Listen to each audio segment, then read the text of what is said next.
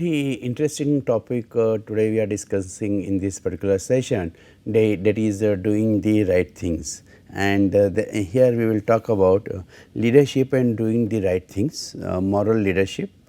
5 ways to develop the moral leadership, the state of moral leadership today, inclusive leadership, 6 traits of an inclusive leader, tips to boost inclusive leadership at work, understanding the theory X and theory Y, shared leadership, and as usual we will be talking about the research paper, case study, book recommendations, and giving you the references for the further studies.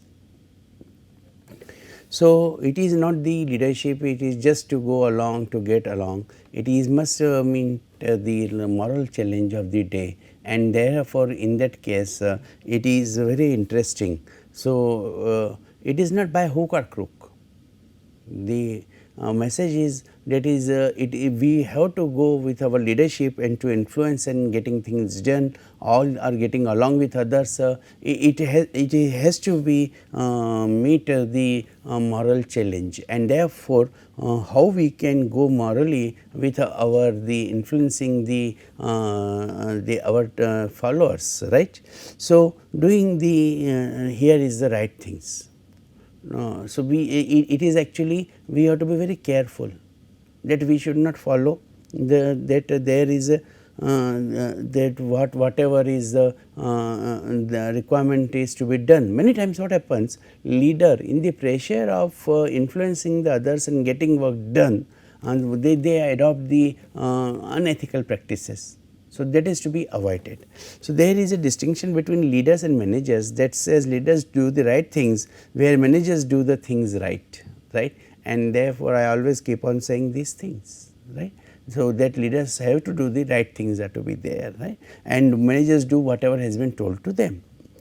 Right. Sounds the deceptively simple, it takes great moral courage to do what is right even when the right action seems clear. Leaders set a moral example to others, right. So, that becomes the model for the entire group or organization, and the leaders who themselves do not honor truth do not inspire it in others also. This is also very important. I remember when I was a labor officer, and that time that my boss, first boss, right, he told me that is the if while negotiating with the union, if it is possible to do, then say yes, right.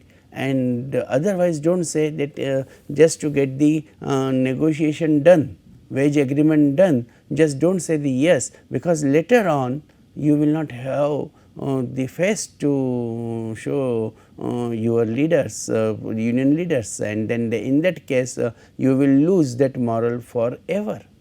So, that lesson is about the moral leadership. So, moral leaders are the individuals who direct, motivate, organize, creatively manage, or in other ways move groups towards the morally valuable goals are there. So, therefore, in that case this is that motivation is very important. So, individuals who are becoming this that leaders position or influencing others, they should motivate others to be follow the right things are there. The leaders might be in position of authority or may not be, right. So, sometimes he is in authority, sometimes it is not the positional power which is using. Can be shown by individuals participating at the all levels of organization. It is not only like at the few levels only, but rather than it has to be to the all the levels. So, moral leadership is providing values or meaning for the people to live by, and inspiration to act and motivation to hold oneself accountable. And I tell you that journey of leadership that will go long whenever you are having the moral leadership. If you are not having the moral leadership, after some time, in the beginning you may go fast, right, but one day there will be accident, right. But if you are having the moral leadership, you may go slow, but definitely you will reach to your destination.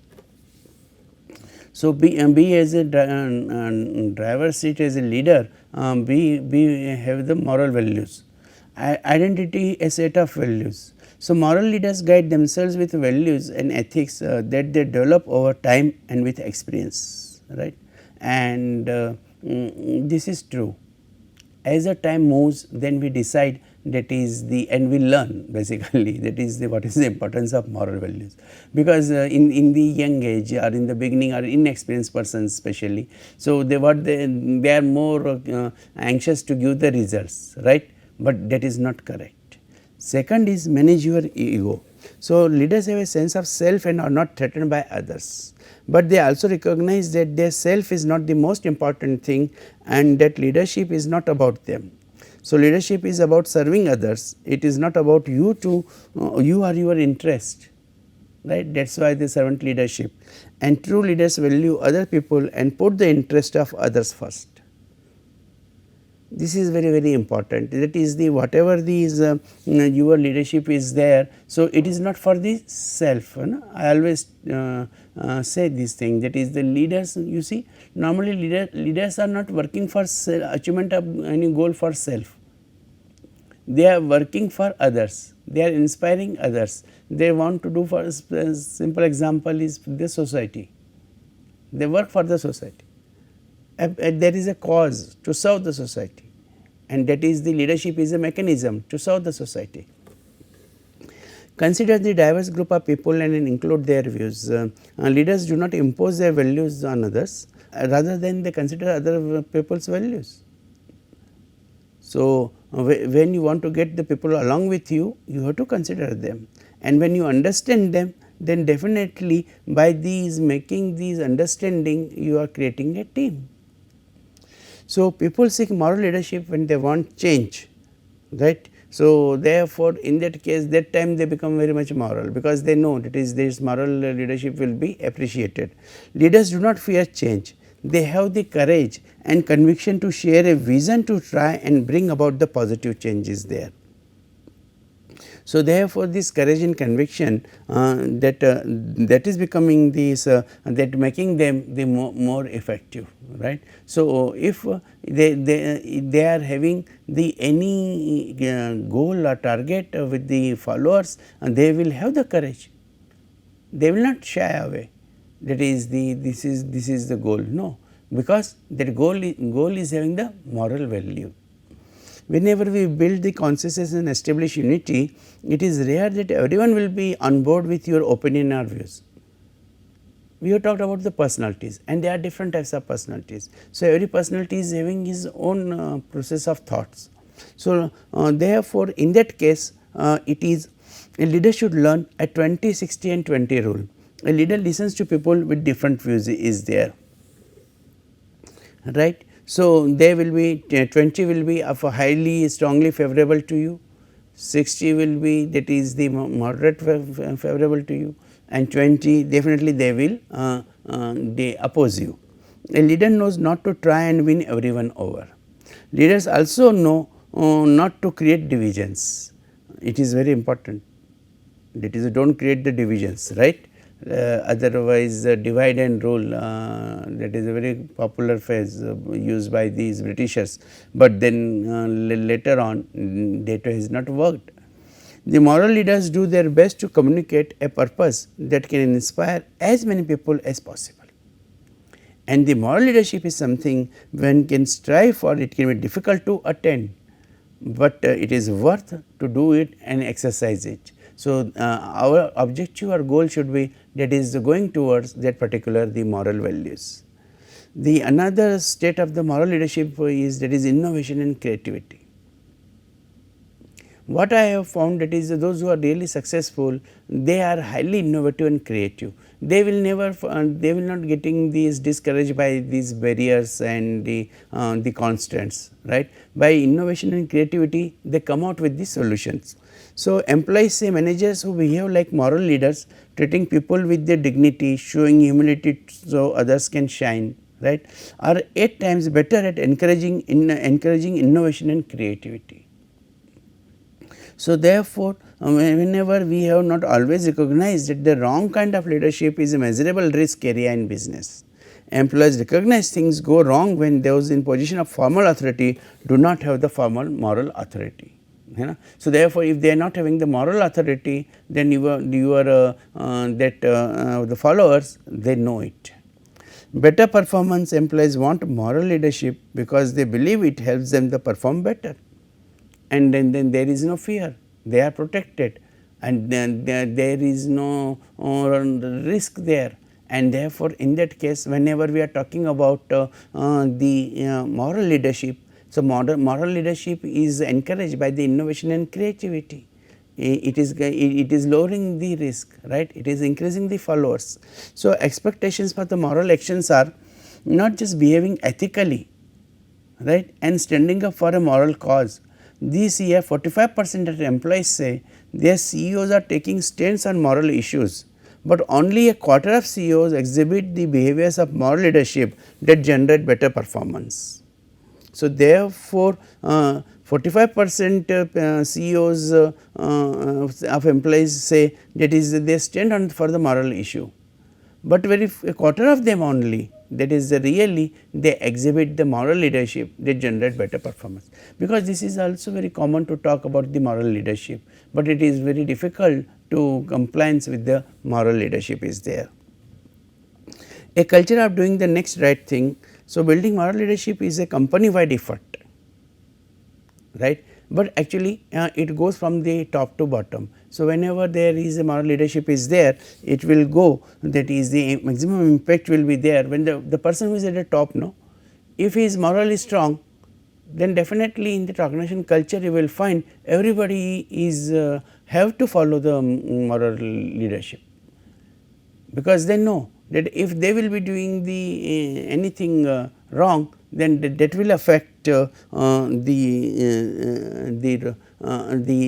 results and their job also, because at the top the person is highly moral oriented, and whenever you are head of the nation, head of the organization, when he is having the moral strongness, then definitely in that case we will find that is the it has been given the better and better the results are there. The capacity to manage inclusive leadership, right. So, whenever we are talking about the servant leadership, that servant leadership is also involves, that is include your followers, those whoever your targets are there, always involve them, and therefore, those days are gone when the leader himself was responsible. Now, it is the team which is the having the collective responsibility and collective leadership. So, here the inclusive leadership is whenever you are having the different type of people followers, then the culture is different, their geographical locations are there, their nationality is different, then in that case the leader is having the big challenge. And what is required by that leader is, that is the he identify the talent and then making the competitive advantage and inspire diverse people to work on that particular direction. And this organization and individual performance, whenever they are having that shared vision, collective vision, working together, brotherhoodness, then definitely in that case they will be more successful and they will be leading the organization together.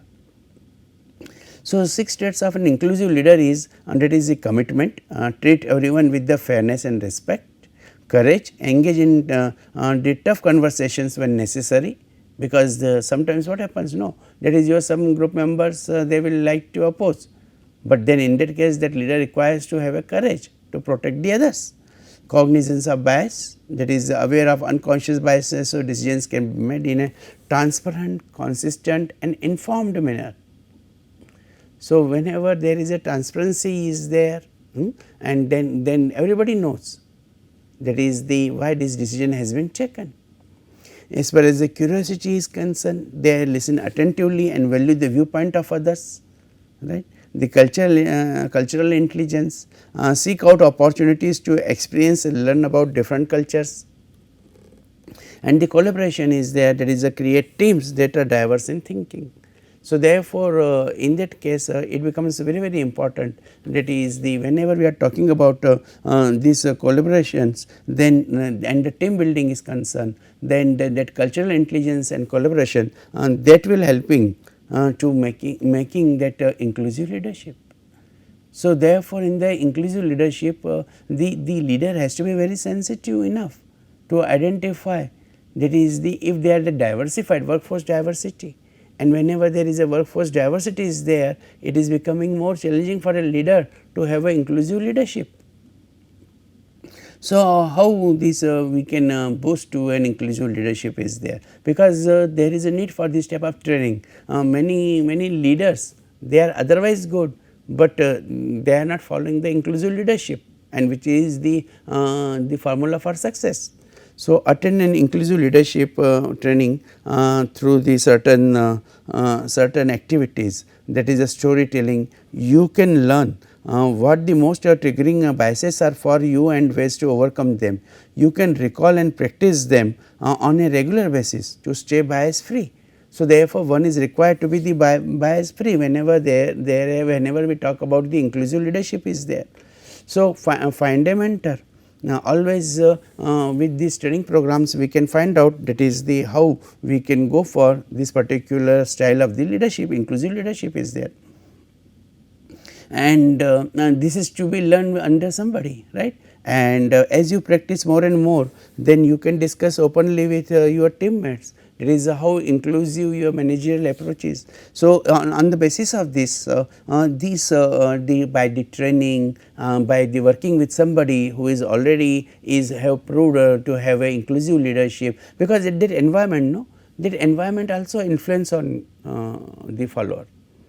So, when the leader is having the moral values, leader is having the inclusive leadership, leader is more participative. When you work with such type of bosses, no, then the mentors you can say. So, then in that case you also learn and get influence, and then in your future journey you also follow all these practices.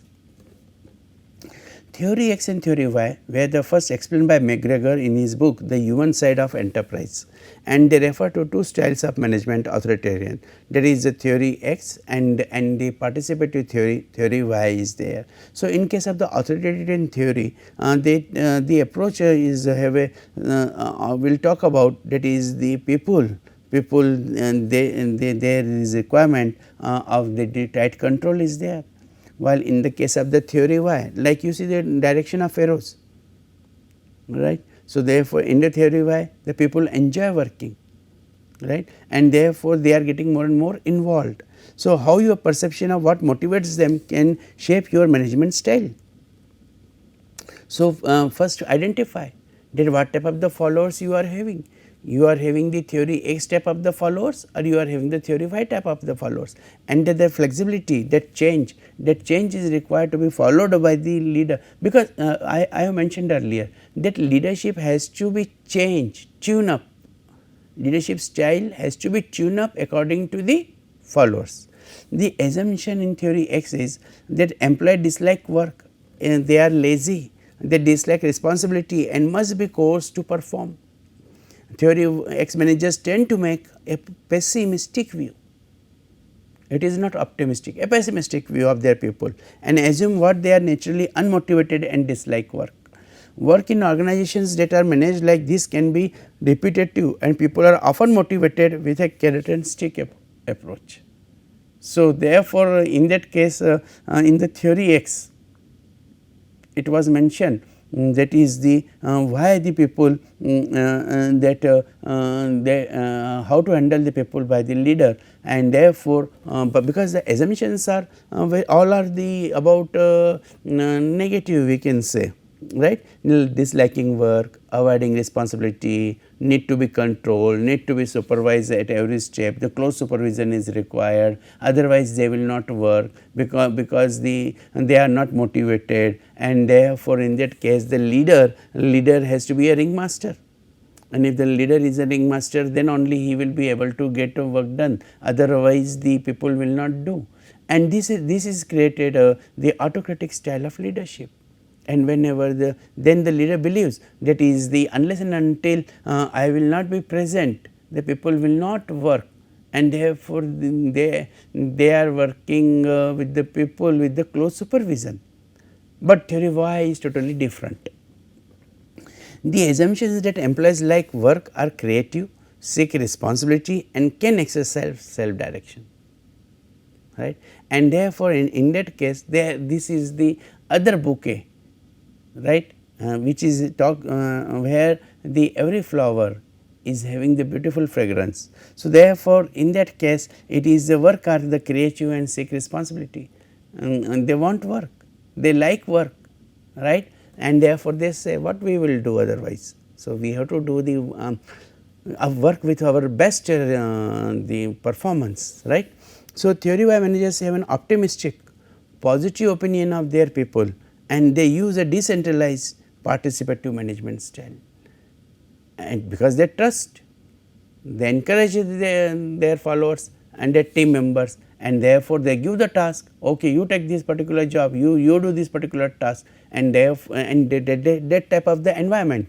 If that type of environment, you can understand why people will like to work under the leader with those who are believing in the theory Y. So, the workers are enjoy their work, own initiative, more happy to work, then more involved at the work, they will be having the best potential contribution, whatever the potential they are having, they will contribute, they will have the very good relationship also with the leader and follower, that type of culture you will find, right. So, therefore, in that case that theory Y style and that works. But here I would like to mention one thing, that is the theory X, theory Y, both are right, nothing is wrong. It depends on that what type of the maturity level of your follower, whether it is a theory X or theory Y is there. If theory X belonging is there, you have to make the appropriate leadership style. If the theory Y style of the group is there, you have to adopt the appropriate style. In case of the shared leadership, where the team members collectively lead each other, right, and so therefore, in that case it is a leaderless leadership, and the shared leadership occurs when two or more members engage in the leadership of the team in an effort to influence and direct fellow members to maximize their team effectiveness. The shared leadership is the sharing of power and influence with one person remaining in charge, and the shared leadership leads to better organizational performance is there. And this is developed by the being the transparent, encouraging autonomy and being open to other ideas are there. And as we talk about, that is it is creating an organizational performance, right. So, therefore, definitely the shared leadership is always preferred. So, shared leadership requires a dynamic interactive influence process among the individuals in groups for which the objective is to lead, because what is happening? They are influencing each other, and if they are influencing each other, then definitely in that case it is required, that is the every team member is a dynamic and interactive. If any member is not dynamic or interactive, that chain will break. So, shared leadership can be viewed as a property of the whole system as opposed to solely the property of individuals, right. So, therefore, all are owner, not an individual. Effectiveness in leadership becomes more a product of those connections or relationship among the parts than the result of any part of that system is there. Highly shared leadership is broadly distributed within a group or a team of individuals rather than localized in any one individual who serves in the role of supervisor is there. And therefore, this type of the actually what happens, no, in shared leadership there is a collective responsibility. So, everybody feels that he is responsible. You take an example of a family. So, when there is a family, in family every member is given the responsibility, then they will be binding that we have to do, we have to protect our family, we all have to work together, and this is our family and we have to perform and create a role model in the society. So, similar thing will be happening in the case of the organization also. Research is needed to examine potential moderators such as the distribution of the cultural values, task interdependence, task competence, task complexity, and the team life cycle is there. So, therefore, in that case that is the whenever we are talking about this the shared leadership is there. So, distribution of the cultural values, the distribution of the task, this is very important is there, because the task interdependence whenever you are forming a team, you are distributing the task, and if the people are happy by the given task, then there is no issues. But many times because we are having the rotation system, and therefore, the task comes to a person who is not interested in that, then the performance will be affected.